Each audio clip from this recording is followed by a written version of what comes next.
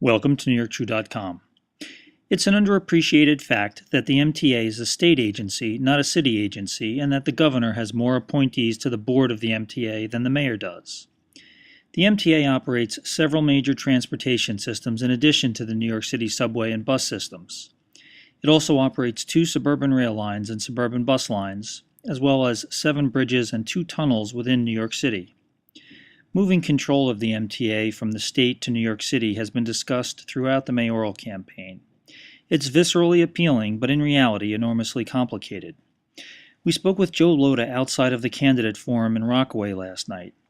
Rockaway is in the flight path of planes going to and from Kennedy Airport, as you'll hear, and reporters Beth DeFalco and Matthew Chase also participated in the conversation. We began by focusing on precisely what Lhota thinks should be under city control. The bridges and tunnels of the MTA, which are the old Tri-Borough Bridge and Tunnel Authority, it still exists. The board of directors of the MTA is also the board of directors of the TBTA. The TBTA was taken away from New York City in 1968 by Governor Nelson Rockefeller, and quite honestly, it only connects to 5 boroughs.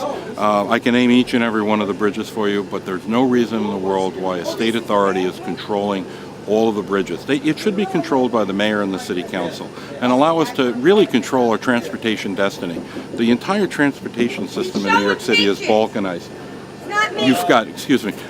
The whole thing is balkanized. You've got the State Department of Transportation, the City Department of Transportation, the MTA, the Port Authority of New York and New Jersey. You've got the City Council involved, the mayor involved, the governor involved, the speaker involved, the majority leader involved. We've got to start breaking it down and making it simple. Put one person in charge of all our bridges and tunnels so we can have a cohesive and comprehensive strategy. And just so that I'm more than clear, you're not interested in pursuing city control of either the city or subway systems within... No, what I'll do is I'll appoint 4 members of the MTA board who will be as vigilant as any members have ever been in making sure that their point of view gets across. There was a time when the 4 members of the mayor's 4 members on the board in past were so powerful they basically control the board. They can control the transit committee and control everything that happens at the board because they're powerful, they're influential, and we need to have people who focus on what their fiduciary responsibilities as board members. Have you thought about or started to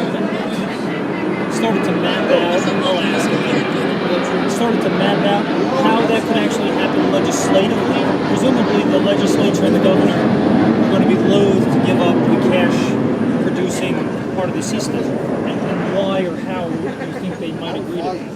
The process would be there needs to be a bill, there needs to be support in the Senate, there needs to be support in the Assembly. I'm sure that I will get the support from a lot of members in Queens. I know I'll get support from the members on Staten Island to be able to make sure that the city will be controlling the bridges and tunnels.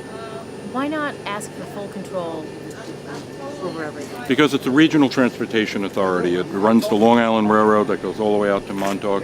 It controls the Metro North, which goes all the way up to not only in upstate parts of upper counties in New York, but also in the state of Connecticut. It needs to be an integrated system. It makes sense that it's part of the state system.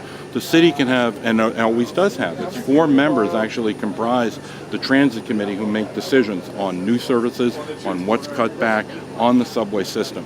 The most important part is to understand that the bulk of the money that comes in to the MTA from outside the MTA comes from the state of New York, not the city of New York. So if you're going to talk about taking away and just talking about city control, why is the state going to have a vested interest in providing that subsidy? About 55 cents of every dollar that's spent comes from the riders paying the fares. The remaining 45% comes from the state of New York. We need to understand where the sources of revenue are coming from. And I think it's important. It's about time that we have a mayor and a governor who work on behalf of the people of the state of New York and the city of New York. And let's try to get over these institutional issues. This isn't personal. This has been going on for 50 or 60 years. Look, it's really going to be important that if we want to be able to change New York City and make it better, and change New York State and make it better, we got to get our elected officials on the same page. Now, why would Albany give up cede this power? The bridges and tunnels operate at a surplus. Why would they give this all up? They ought to give it up because the people in the city of New York, next year is a governor's race. I know for a fact that it's going to become an issue in the governor's race as well. When people run for governor next year, the issue is going to come up, especially in places like Staten Island and Queens. The people are up in arms. They're about 2 seconds away from the Pitchfork Brigade and making sure that why are we paying what we're paying?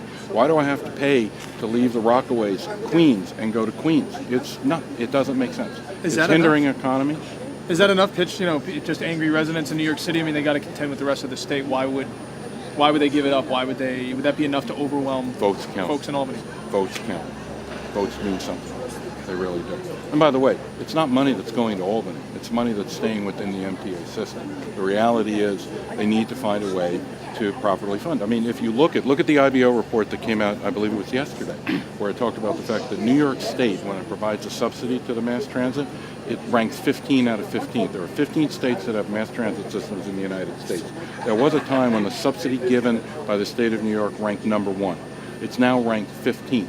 We get less dollars per rider than what Massachusetts gives to MBTA, what the Georgia government gives to MARTA, what Illinois gives to the Chicago Transit Authority. It shouldn't be that way. Why be the last? This is New York State. We should be embarrassed to be the last. It should be first.